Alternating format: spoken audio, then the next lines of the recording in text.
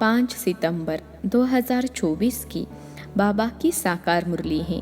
मुरली के महावाक्य हैं, मीठे बच्चे, तुम्हें यह प्रवृत्ति मार्ग का लव मिलता है, क्योंकि बाप दिल से कहते हैं, मेरे बच्चे, बाप से वर्षा मिलता है। यह लव देहधारी गुरु नहीं दे सकते। प्रश्न है, जिन बच्चों की बुद्धि में ज्ञान की धारणा है, शुरूढ़ बुद्धि है, उनकी निशानी क्या होगी? उत्तर है, उन्हें दूसरों को सुनाने का शौक होगा। उनकी बुद्धि मित्र संबंधियों आदि में भटकेगी नहीं। शुरूढ़ बुद्धि जो होते हैं, वह पढ़ाई में कभी उबासी आदि नहीं लेंगे, स्कूल में कभी आंखें बंद करके नहीं बैठेंगे। जो बच्चे तवाई होकर बैठते, जिनकी बुद्धि इधर उधर भटकती रहती, वह ज्ञान को समझते ही नहीं। उनके लिए बाप को याद करना बड़ा मुश्किल है। ओम शांति। यह है बाप और बच्चों का मेला, गुरु और चेले अथवा शिष्यों का मेला नहीं है। इन गुरु लोगों की दृष्टि रहती है कि यह हमारे शिष्य हैं अथवा फॉलोअर्स व जिज्ञासु हैं। हल्की दृष्टि हो गई ना, वह उस दृष्टि से ही देखेंगे, आत्मा को नहीं। वह देखते हैं शरीरों को, और वह चेले भी देह अभिमानी होकर बैठते हैं, उनको अपना गुरु समझते हैं। दृष्टि ही वह रहती है कि हमारा गुरु है, गुरु के लिए रिगार्ड रखते हैं। यहाँ तो बहुत फर्क है। यहाँ बाप ही बच्चों का रिगार्ड रखते हैं, जानते हैं इन बच्चों को पढ़ाना है। यह सृष्टि चक्र कैसे फिरता है, बेहद की हिस्ट्री ज्योग्राफी बच्चों को समझानी है। उन गुरुओं की दिल में बच्चे का लव नहीं होगा। बाप के पास तो बच्चों का बहुत लव रहता है, और बच्चों का भी बाप पर लव रहता है। तुम जानते हो, बाबा तो हमको सृष्टि चक्र का ज्ञान सुनाते हैं। वह क्या सिखाते हैं? आधा कल्प शास्त्र आदि सुनाते, भक्ति के कर्मकांड करते, गायत्री संध्या आदि सिखाते रहते हैं। यह तो बाप आया हुआ है, अपना परिचय दे रहे हैं। हम बाप को बिल्कुल नहीं जानते थे, सर्वव्यापी ही कह देते थे। कभी भी पूछो परमात्मा कहाँ है तो झट कहेंगे, वह तो सर्वव्यापी हैं। तुम्हारे पास मनुष्य जब आते हैं तो पूछते हैं, यहाँ क्या सिखाया जाता है? बोलो, हम राजयोग सीखते हैं, जिससे तुम मनुष्य से देवता अर्थात राजा बन सकते हो। और कोई सत्संग ऐसा नहीं होगा जो कहे हम मनुष्य से देवता बनने की शिक्षा देते हैं। देवताएं होते हैं सतयुग में, कलयुग में है मनुष्य। अब हम तुमको सारे सृष्टि चक्र का राज समझाते हैं, जिससे तुम चक्रवर्ती राजा बन जाएंगे, और फिर तुमको पावन बनने की बहुत अच्छी युक्ति बताते हैं। ऐसी युक्ति कभी कोई समझा न सके। यह है सहज राजयोग। बाप है पतित पावन, वह सर्वशक्तिमान भी है, तो उनको याद करने से ही पाप भस्म होंगे। क्योंकि योग अग्नि है ना, तो यहाँ नई बात सिखलाते हैं। यह ज्ञान मार्ग है। ज्ञान सागर एक ही बाप होता है। ज्ञान और भक्ति अलग अलग हैं। ज्ञान सिखाने लिए बाप को आना पड़ता है, क्योंकि वही ज्ञान का सागर है। वह खुद आकर अपना परिचय देते हैं कि मैं सबका बाप हूँ, ब्रह्मा द्वारा सारी सृष्टि को पावन बनाता हूँ। पावन दुनिया है सतयुग, पतित दुनिया है कलयुग। तो सतयुग आदि कलयुग अंत का यह है संगम युग। इनको लिप युग कहा जाता है। इसमें हम जंप मारते हैं। कहा, पुरानी दुनिया से नई दुनिया में जंप मारते हैं। वह तो सीढ़ी से आहिस्ते आहिस्ते नीचे उतरते आए। यहाँ तो हम छीछी दुनिया से नई दुनिया में एकदम जंप मारते हैं, सीधा चले जाते हैं ऊपर। पुरानी दुनिया को छोड़ हम नई दुनिया में जाते हैं। यह है बेहद की बात। बेहद की पुरानी दुनिया में ढेर मनुष्य हैं, नई दुनिया में तो बहुत थोड़े मनुष्य होते हैं, जिसको स्वर्ग कहा जाता है। वहाँ सब पवित्र रहते हैं। कलयुग में है सब अपवित्र। अपवित्र रावण बनाते हैं। यह तो सबको समझाते हैं कि तुम अब रावण राज्य अथवा पुरानी दुनिया में हो। असल में राम राज्य में थे, जिसको स्वर्ग कहा जाता था। फिर कैसे 84 का चक्र लगाकर नीचे गिरे हों। सो तो हम बता सकते हैं। जो अच्छे समझदार होंगे वह झट समझेंगे, जिसको बुद्धि में नहीं आएगा वह तो तवाई के मिसल इधर उधर देखते रहेंगे, अटेंशन से सुनेंगे नहीं। कहते हैं ना, तुम तो जैसे तवाई हो। सन्यासी लोग भी जब कथा बैठ सुनाते हैं तो कोई झुटका खाते हैं या अटेंशन और तरफ रहता है तो अचानक उनसे पूछते हैं, क्या सुनाया?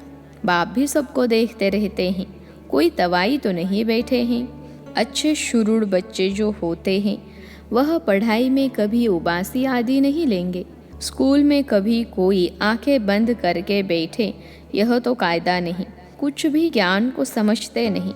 बाप को याद करना उनके लिए बड़ा मुश्किल है। फिर पाप कैसे कटें? शुरूढ़ बुद्धि तो अच्छी रीति से धारण कर औरों को सुनाने का शौक रखते हैं। ज्ञान नहीं है तो बुद्धि मित्र संबंधियों के तरफ भटकती रहती है। यहाँ तो बाप कहते हैं और सब कुछ भूल जाना है, पिछाड़ी में कुछ भी याद न आए। बाबा ने सन्यासियों आदि को देखा हुआ है जो पक्के ब्रह्मज्ञानी होते हैं। सवेरे ऐसे बैठे बैठे ब्रह्म महतत्व को याद करते करते शरीर छोड़ देते हैं। उनके शांति का प्रवाह बहुत होता है। अब वह ब्रह्म में लीन तो हो न सके, फिर भी माता के गर्भ से जन्म लेना पड़ता है। बाप ने समझाया है, वास्तव में महात्मा तो श्री कृष्ण को कहा जाता है। मनुष्य तो बिगर अर्थ समझे ऐसे ही कह देते हैं। बाप समझाते हैं, श्री कृष्ण है संपूर्ण निर्विकारी, परंतु उनको सन्यासी नहीं देवता कहा जाता है। सन्यासी कहना व देवता कहना उनका भी अर्थ है। यह देवता कैसे बना? सन्यासी से देवता बना। बेहद का सन्यास किया, फिर चले गए नई दुनिया में। वह तो हद का सन्यास करते हैं, बेहद में जा न सके। हद में ही पुनर्जन्म लेना पड़े विकार से। बेहद का मालिक बन न सके, राजा रानी कभी बन न सके, क्योंकि उनका धर्म ही अलग है। सन्यास धर्म देवी देवता धर्म नहीं है। बाप कहते हैं, मैं अधर्म विनाश कर देवी देवता धर्म की स्थापना करता हूँ। विकार भी अधर्म है ना, इसलिए बाप कहते हैं, इन सब का विनाश और एक आदि सनातन देवी देवता धर्म की स्थापना करने मुझे आना पड़ता है। भारत में जब सतयुग था तो एक ही धर्म था, वही धर्म फिर अधर्म बनता है। अब तुम फिर से आदि सनातन देवी देवता धर्म स्थापन कर रहे हो, तो जितना पुरुषार्थ करेंगे उतना ऊंच पद पाएंगे। अपने को आत्मा निश्चय करना है। भल गृहस्थ व्यवहार में रहो, उसमें जो जितना हो सके उठते बैठते यह पक्का करो। जैसे भक्त लोग सवेरे उठकर एकांत में बैठ माला जपते हैं, तुम तो सारे दिन का हिसाब निकालते हो। फलाने समय इतनी याद रही, सारे दिन में इतना समय याद रही, टोटल निकालते हो।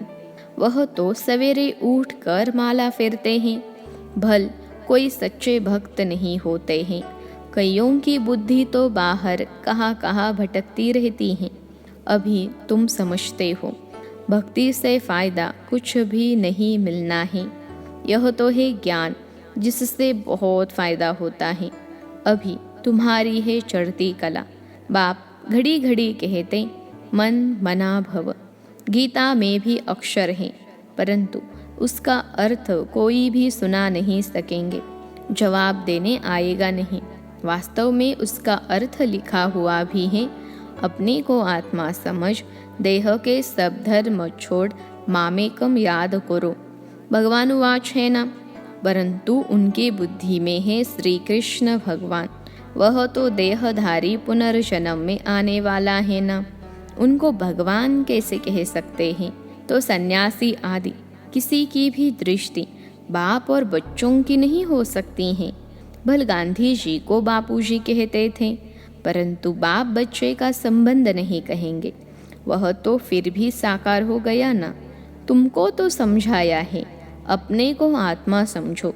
इसमें जो बाप बैठा है वह है बेहद का बापूजी। लौकिक और पारलौकिक दोनों बाप से वर्षा मिलता है। बापूजी से तो कुछ भी नहीं मिला, अच्छा, भारत की राजधानी वापस मिली, परंतु यह वर्षा तो नहीं कहेंगे।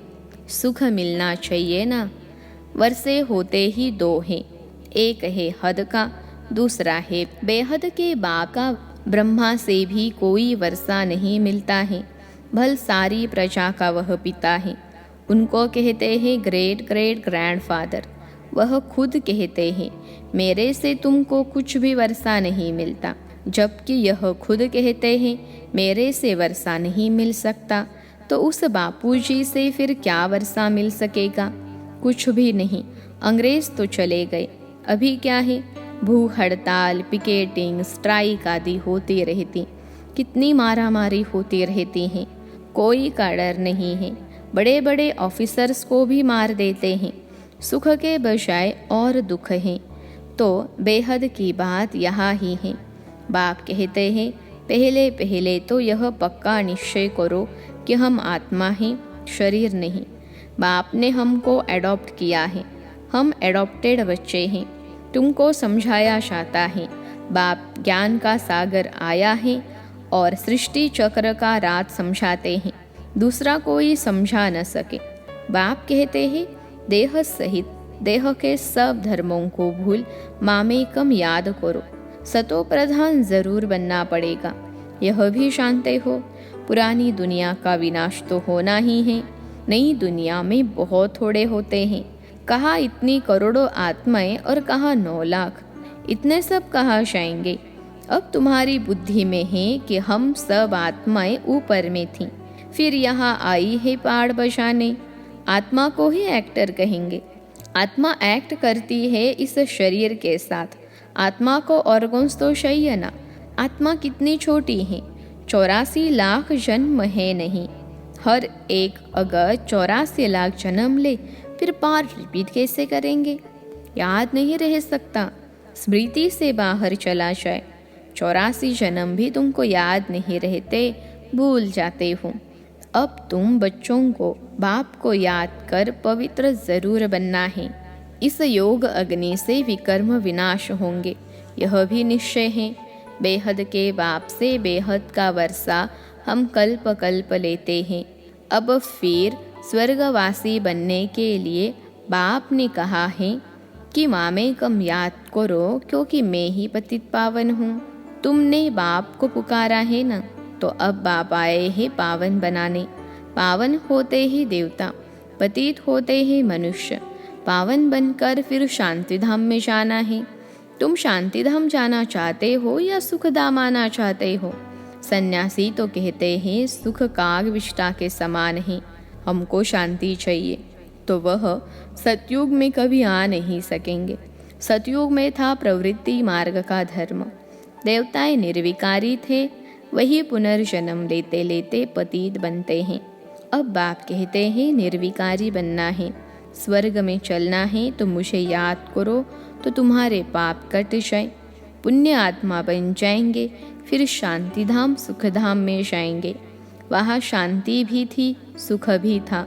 अभी है दुखधाम। फिर बाप आकर सुखधाम की स्थापना करते हैं।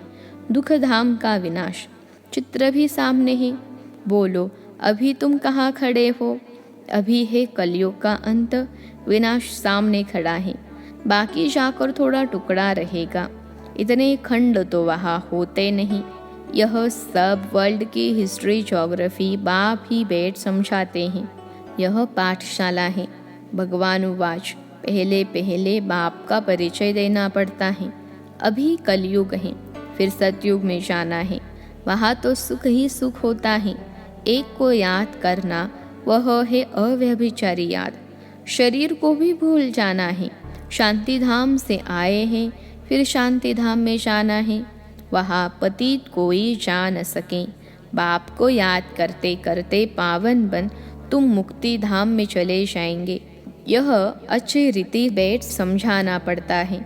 आगे इतने सब चित्र थोड़े ही थे, बिगर चित्र भी नटशेल में समझाया जाता था। इस पाठशाला में मनुष्य से देवता बन जाना है। यह है नई दुनिया के लिए नॉलेज। वह बाप ही देंगे ना, तो बाप की दृष्टि रहती है बच्चों पर। हम आत्माओं को पढ़ाते हैं, तुम भी समझाते हो। बेहद का बाप हमको समझाते हैं, उनका नाम है शिव बाबा। सिर्फ बेहद का बाबा कहने से भी मूंझ जाएंगे, क्योंकि बाबा ये भी बहुत हो गए हैं। म्यूनसिपाल्टी के मेयर को भी कहते हैं बाबा। बाप कहते हैं मैं इसमें आता हूँ तो भी मेरा नाम शिव ही है। मैं इस रथ द्वारा तुमको नॉलेज देता हूँ, तुमको एडॉप्ट किया है। इनका नाम रखा है प्रजापिता ब्रह्मा। इनको भी मेरे से वर्षा मिलता है। अच्छा, मीठे मीठे सिखलते बच्चों प्रति माता पिता बाप दादा का याद प्यार और गुड मॉर्निंग। रूहानी बाप की रूहानी बच्चों को नमस्ते। हम रूहानी बच्चों की सिखलते रूहानी माता पिता बाप दादा को याद प्यार, गुड मॉर्निंग और नमस्ते बाबा नमस्ते। धारणा के लिए मुख्य सार पहली पॉइंट है, अभी पुरानी दुनिया से नई दुनिया में जंप देने का समय है।